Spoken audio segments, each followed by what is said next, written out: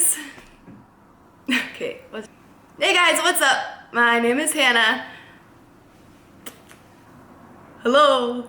Hey! I started a YouTube. Shit. So much harder than I thought. I'm Hannah. Hey guys, what's up? My name is Hannah. I actually am starting YouTube. This is really weird for me. It's awkward talking to a camera. Yeah, so I thought for the first YouTube video I was going to just give you guys a little bit more background information about my past, how I've gotten to where I've come, and answer some of the questions you asked me on my Instagram. So, let's get going. I'm 26 years young. I have 2 dogs. I have a pit bull boxer Rhodesian mix, I think, and then I have a shepherd mix. So if you know by now and watch all my Instagram stories, they're like my children. I love them, but they're brats.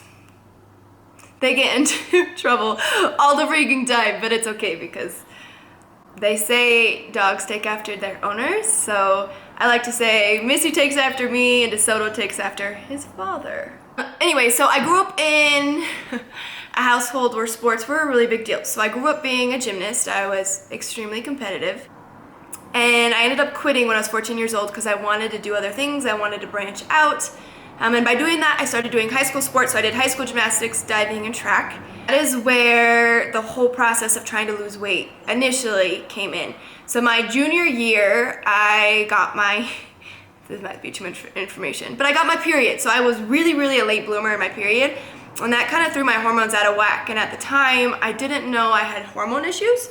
So I was trying to lose weight because when I got my period, I packed on a crap ton of weight. I matured. It was really hard for me going from extremely lean to all of a sudden being puffy, hormonal, and gained like 15 pounds in high school. And so I started trying to lose weight in high school.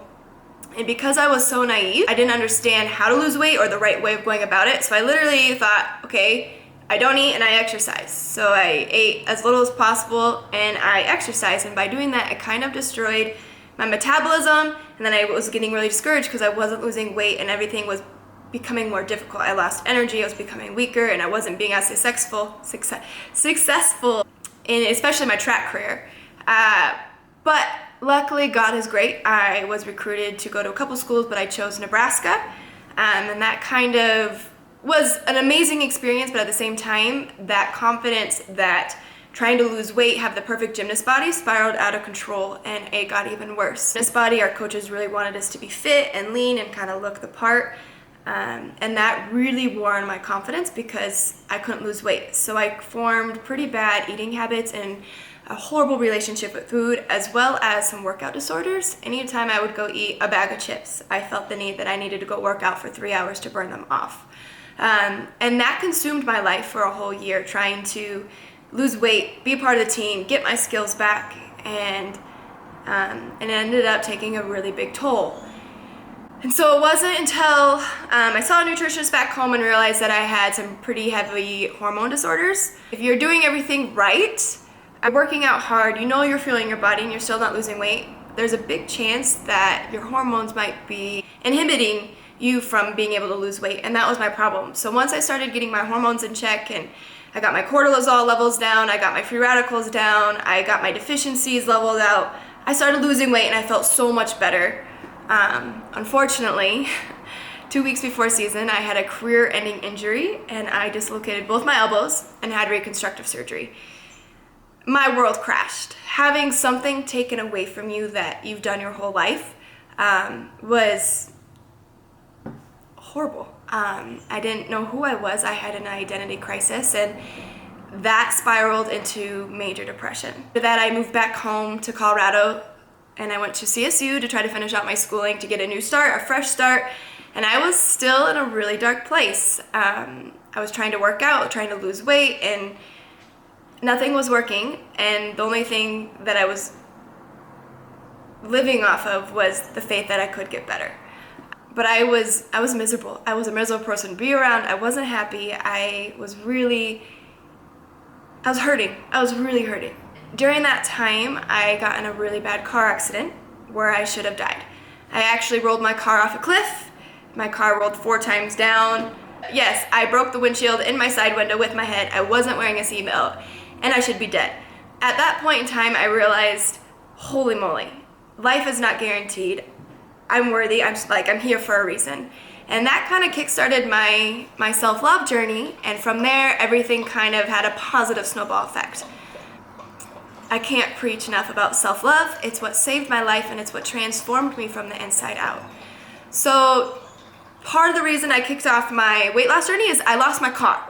So my parents said, you have to buy yourself a new one. I had no money.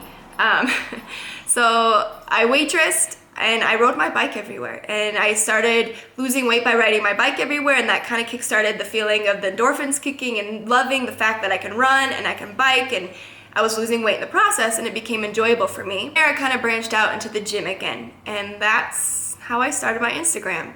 The reason I started my Instagram was, one, I would never wish anything upon anyone, the kind of darkness I experienced. If I can help anyone out of those rivets and those lifestyle like jails, I'll do it, because it's a really dark place and I would never wish it upon anyone. And the sad thing is everyone has a story. Everyone goes through trials and tribulations. Everyone has their own demons they're fighting. And some people just get stuck trying to fight them. And if I can help show you a different way or show you a different process to help fight those demons in those past, girl, guy, whoever, I got you. My Instagram page to also show a more realistic side of fitness, because when I was trying to lose weight and I was on social media all the time looking for motivation and all the girls that I wanted bodies to be like, I got really discouraged because I didn't look like them, and I didn't understand why. I got frustrated, I got more insecure, and even more impressed with myself. And then it wasn't until I realized that social media was a highlight reel. Social media shows the best angles, the photoshoppedness, everything about social media is perfect. Social media idolizes perfectionism, and perfectionism just doesn't exist. So that was one of my main goals, to show the more realistic side of the fitness, because I think if people understand that you are gonna bloat, there is celiac in everyone, my legs jiggle, I think it makes them have more self-love. And self-love is the key to happiness, and it's the key to healing. So yeah, I think I covered a little bit about my past and where I'm at today, and kind of how to see. That's led me to YouTube. I've had so many of you guys ask me to start a YouTube, and to be honest, I'm freaking scared. The last thing I want to do is let you guys down or not be good enough, I guess. That's an insecurity of mine that I'll work through, of course, but I just want to make sure that I produce content that's valuable to you guys. And being on here, like being so exposed, it's scary. So, but you know what, we'll go through it together, and I would love to create like a journey with all of us coming together and creating a community. Because if one person's nervous, another person's nervous, and that's how you can create friendships, and friendships are amazing if both of you have the same mindsets, same goals, the same personalities. So yeah, okay, so I screenshotted some questions that you guys had asked me. And I thought I would answer some. Was, how did you start your journey? So this question is honestly kind of difficult for me to answer, because I've honestly been in an exercise lifestyle my whole life. I've just been in and out of weight fluctuations and trying to lose weight, and the mentality of wanting to be skinny. Like I wasn't skinny enough ever. After I started riding my bike and losing weight, my mentality was, I need to lose weight. I need to be tiny. I need to be tiny. And I still wasn't happy with myself. I was still kind of really discouraged. Oh geez, that was like 5 years ago. It wasn't until recently I finally really grasped the concept of having self-love and embracing what my body looks like at all different stages. When I dislocated both my elbows, I gained about 40 pounds.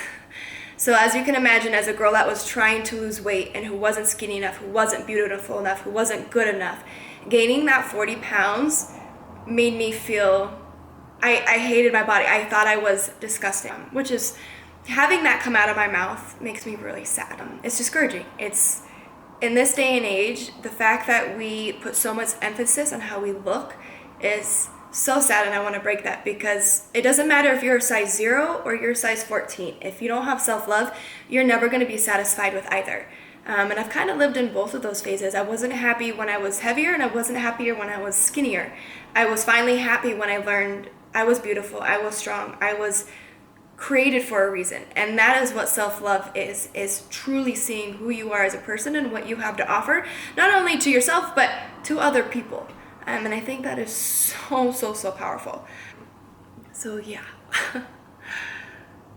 Let's see, another question. My phone's not loading, awkward. How long have I had my dogs? So, cool story about this is when I was in a really dark place after my car accident, one of my friends was like, hey, do you want this dog? If you don't want this dog, I'm taking you to the pound. And so I was like, well, that's really sad. I don't want to go to the pound. So I went to go look at her and I fell in love with her right away. And deep down, I was like, she's mine. My father has always told me, do not get a dog. But yeah, sorry, Dad. Ever since then, she's been my baby and my girl, and she's the most amazing dog ever. She immediately knew like what I needed. She fed into my emotions and was like, she was my rock for a really long time. Not a really long time, a year, but it felt like a long time because I felt so alone. So yeah, that's Missy. And DeSoto, I've had at the beginning of my relationship with my fiance. So it makes me laugh every time. But my roommate is a director of a rescue. So we had like anywhere from 8 to 16 dogs in our house at a time. And we had puppies all the time. And I knew that I would be moving in with my fiance shortly. And I was like, well, Missy's never been without a friend. So I was like, I need my fiance to adopt a dog so that she'll have a friend. He always wanted a, what are they called? All over on Rescue, you know, Oscar and DeSoto. Why am I drawing a blank on the name? Not a Rottweiler. But he had a specific dog he wanted mine. And when I saw him in the bathroom as he was like a 4-week-old puppy, I was like, this is it. And so I picked DeSoto at the time up and I said, babe, how about this dog? And at the time I really didn't think he was gonna get it. I thought it was gonna be more of like, no, I don't have time, we don't have time, we can get one later on the road. Which is what I was hoping for, is just kind of planting that seed. Well, he's like, yes, this is him. And guess who ended up raising the dog in college? So that backfired, but I'm so grateful to DeSoto. I've had my dogs for about 3 years now, and they're my babies. Okay, next. How did I learn about fitness stuff? A lot of it's learned through the sports that I've done. That's a big chunk of it. The other part is I'm a major in health and exercise science with a concentration in sports medicine. And then after that, I also got my CPT through NASM. NASM stands for National Academy of Sports Medicine. So I got that. That's where I learned a lot of my knowledge. And then I've also learned a lot of my knowledge through just scientific articles, learning from friends, learning from colleagues, learning from my own personal experience. So just like anything, fitness is another thing you have to learn. It can be a hobby, but there's still strategies, there's correct form, there's correct ways to go about fitness. I feel like my head's chopped off. Are you guys gonna get mad at me since my head is chopped off? How do I do this? But now it's crooked. Ah! I promise I'm gonna get better at YouTube. So I just answered this question. So yes, I am 26 years old, but I have the heart of a child. And then yes, I did go to college. And I just answered that. Any tips for beginners? Yes, I do. Most people look at exercise as a punishment instead of a reward and an opportunity. So anytime I give advice to someone that's just starting out, do what you love. It doesn't necessarily have to be in a gym exercising. If you love hiking, start off hiking. Start off being active. The key is to just be active and do stuff you love. And when you do stuff you love, you're more likely to create a habit out of it, and that way you can create a lifestyle, which is so much more valuable than forcing yourself to go do something you don't like. Most oftentimes when you start off with something you do like, you branch out into other things, and I think that is really important. How did me and my fiance meet? Once upon a drunken night, I guess is more accurate. We met at a bar, View House to be exact. He walked in and I was like, whoa, bam! He's so hot. Actually, I thought he was really handsome. He caught my eye the moment I saw him walking in, and then the rest is history. What day of eating look like for me? So I get asked this a ton, and sometimes I stray away from wanting to be completely honest with it, because when it comes to nutrition and food, everyone has different metabolisms. If you try to eat the same as what someone else does, it's probably not gonna work for you. So the key is finding what works for you. But a full day eating for me typically looks like something like this. So I get up, I have my celery juice because celery helps with digestion and preparing your body for meals later on in the day. And then I normally have some sort of oatmeal pancake protein mix, or I have like a coconut yogurt parfait. I typically go work out. After I work out, depending on how hard it was, I don't really have an appetite after I work out, so I try to have a large meal before because that'll digest throughout my workout. But I normally have like a protein shake right after. That's the only thing I'm really hungry for, or Chipotle. I can always have Chipotle. And then after that, I will either have, an hour later, I'll probably have a big lunch with either like chicken, asparagus, or bite meals, or Chipotle. For the day, I will also have an apple cider vinegar drink, a tea, either in the morning, night, or during the day. And then at nighttime, I either have another's bite meals, or me and Josh will go to dinner, or I'll make some sort of protein, vegetable, carb mix. I always have carbs. Do not be afraid of carbs. Your brain functions off carbs. Just don't be afraid of carbs. Carbs are good for you. So are fats, so are proteins. But people are afraid of carbs, I feel like, and they deprive themselves of carbs, and that's when binging starts, that's when restriction starts, and that's when unhealthy relationships with food can start. That answered my question. I'll probably have to do another whole like day of filming of what I eat, I think, for YouTube. What is my workout split? Honestly, I'm really not strict on my workouts. I find that if you think you have to go in every day, I have to do arms today, I have to do legs today, I have to do biceps and triceps today, you put extra stress on yourself and it's not more enjoyable. So typically my splits are upper body, lower body, full body HIIT. But if my legs are so sore and I can't do a full body the next day, I'm like, okay, I'll do another arm day. So I kind of just listen to my body and I do what sounds good to me, and that way it keeps my workouts more fun for me. There's not stress and I don't feel obligated to do something. And if I don't do it, then I don't feel like I failed myself, if that makes sense. How do I gain weight or lose weight while intuitive eating? Like, that's a really good question. So the beauty about learning how to intuitive eat is our bodies are so freaking smart, you guys. Think about it. If I have a really, really hard workout and I'm listening to my body's naturally gonna tell me, yo, I'm hungry, so I'm gonna eat. And if I know that I had a pretty hard workout, I'm gonna have a little bit more carbs. You listen to your body, it's naturally gonna tell you if it's hungry, if it's not hungry, when it's full, if you're thirsty. Listening and learning to key in on that is so important. What gets hard is our bodies can get kind of out of whack in its natural way of telling us things. It gets kind of distorted when we fill it with processed foods, artificial sweetener. Even though there's some studies showing that artificial sweeteners aren't as horrible for you as they seem, as far as I'm concerned, they still suck. Just because they are horrible for your gut health. And I lived off artificial sweeteners when I was in college trying to lose weight, and my skin was puffy, I was swollen, the inflammation in my body was ridiculous. If you go back and look at some of my photos, I was like a pufferfish, and I owe that a lot to the artificial sweeteners I was consuming. Not to mention, if you think about it, it's a chemical. Putting a chemical in your body can't be healthy over time. If you're gonna have it every now and then, totally okay. Like, I will have artificial sweeteners in drinks sometimes, and it's no biggie. It's just when you have it repetitively and an overabundance of it is when it creates problems. I also wanted to mention something about self-love that really weighed heavy in my heart. So when I was searching for acceptance, I was searching for love, I was doing anything and everything possible to find attention. And I was in so many toxic relationships for the wrong reasons. I dated men that didn't see the value of who I was as a person, that used me. That's a whole nother YouTube that I will get on later down the road. I'll let you know that if you're in a relationship that's complicated, that's a red flag. Know your worth, know your value, and if you're putting in way too much work and not getting anything back, look somewhere else. It's really passionate with me because I've been in some horrendous relationships that broke me to pieces. And so that'll be another YouTube because that's something I'm actually really passionate about, and we'll get there someday. But more questions. When am I getting married? So I'm getting married September 15th in Atlanta, where Josh is from. He also proposed in a river on Thanksgiving week up in the mountains, and it was absolutely perfect and beautiful, and I bawled my eyes out, and he's amazing. My middle name, oh Lord. Okay, if I tell you my middle name, it only stays on this YouTube page. My middle name's Griffith.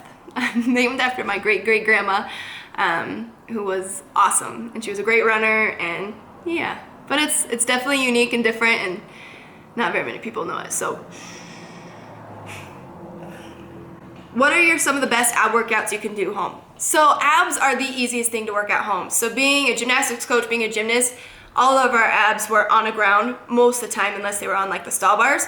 But I think the best abs that you can honestly do are butt lifts for the lower abs, and then probably bicycles are the most average ones you can do. A more advanced one would be the V-ups, the fast V-ups.